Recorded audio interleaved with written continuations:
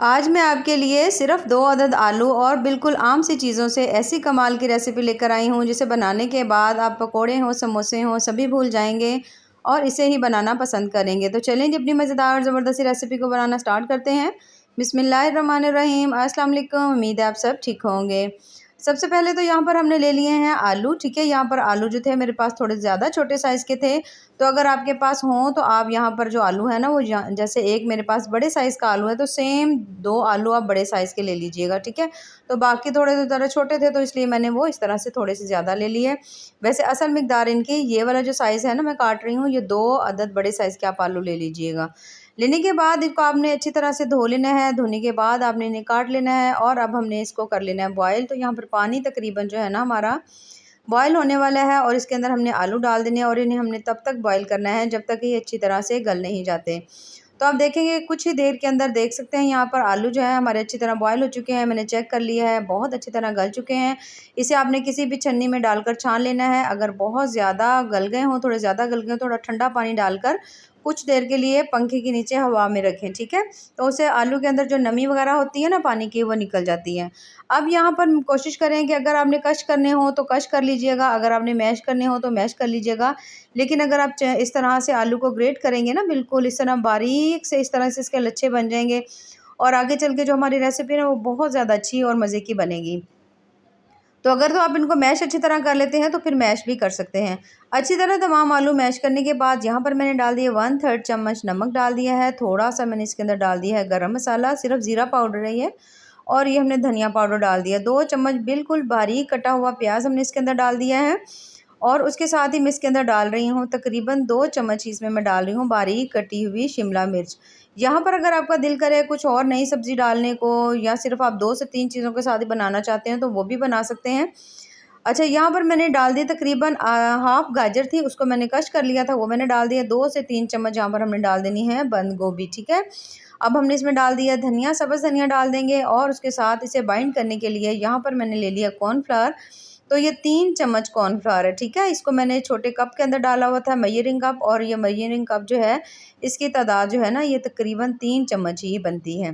तो 3 चम्मच डालने के बाद अब आपने इसको अच्छी तरह से मिक्स कर लेना है। यहाँ पर अगर तो आपके आलू बहुत ज़्यादा गीले होंगे, उसके अंदर पानी की बहुत ज़्यादा नमी होगी ना, तो फिर आपको थोड़ा-सा कॉर्नफ्लावर जो है ना वो ज़्यादा डालना पड़ सकता है। अच्छी तरह यहाँ पर मैंने मिक्स कर लिया। आप देख सकते हैं बिल्कुल आटे की फॉर्म में ये आ चुका है। तो अब इसे थोड़ा स्मूथ करने के लिए इसके अंदर मैं डाल रही हूँ कुकिंग ऑयल। कुकिंग ऑयल जो है ना वो हमने 2 चम्मच डाल लेने। अगर आपके पास घी है या कुकिंग ऑयल है ना, जो भी चीज़ है वो आप डाल लीजिएगा। डालने के बाद आपने इसको अच्छी तरह से इस तरह करके मिक्स करना है। इससे बहुत ज़्यादा नरम मुलायम और टेस्टी से हमारे आगे चल के जो रेसिपी है ना वो बनेगी और बहुत ज़्यादा ज़बरदस्त बनेगी और थोड़ी सी ना फूले फूले से बनेगी। अच्छा, यहाँ पर अच्छी तरह मिक्स करने के बाद अभी ये बहुत ज़्यादा हार्ड है, यानी कि बहुत ज़्यादा सख्त है, तो मैं इसके अंदर डाल रही हूँ 1 अदद अंडा, ठीक है। 1 अदद अंडा डालेंगे, इससे जो है ना स्नैक्स जो है ना वो हमारे खुलेंगे नहीं, फूले हुए बनेंगे, बहुत ज़्यादा मज़े के बनेंगे। अगर आप इसके छोटे-छोटे से स्नैक्स भी बनाएँगे तो तब भी वो इस तरह से बिल्कुल फूल जाएँगे और बड़े ही वो प्यारे लगेंगे। तो अंडा डालने के बाद अब आपने इन तमाम चीज़ों को अच्छी तरह से मिक्स कर देना है। अब इसके अंदर जितनी भी चीज़ें हैं वो तकरीबन अल्हम्दुलिल्लाह तमाम हेल्दी हैं। तो आलू अक्सर ही घरों में बॉयल होते हैं, तो आप वैसे वो भी ले सकते हैं, बॉयल किए हुए आलू भी ना।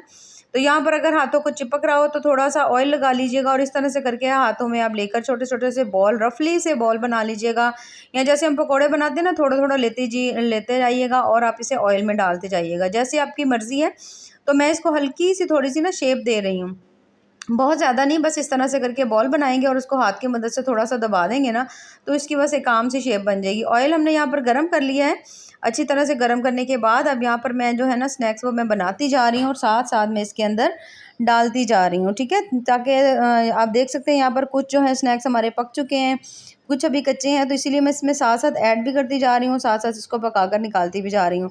मीडियम हाई फ्लेम के ऊपर नहीं पकाना आपने, मीडियम लो फ्लेम के ऊपर इसे पकाना है ताकि अच्छी तरह से अंदर तक पक जाए और बहुत ज़्यादा कमाल के और मज़े के बनेंगे। जैसे ही एक साइड इसकी अच्छी तरह से पक जाए, तो इनकी साइड्स को आपने कर लेना है, इस तरह से करके हम चेंज कर लेंगे। चेंज करने के बाद सेम दोनों साइडों को हमने अच्छी तरह से पका लेना है। अब यकीन करें ये इतने ज़्यादा मज़े के, इतने ज़्यादा टेस्टी बनते हैं कि आप यकीन करें पकोड़े भी आपको इतने ज़्यादा पसंद नहीं आएँगे जितने आपको ये पसंद आएँगे।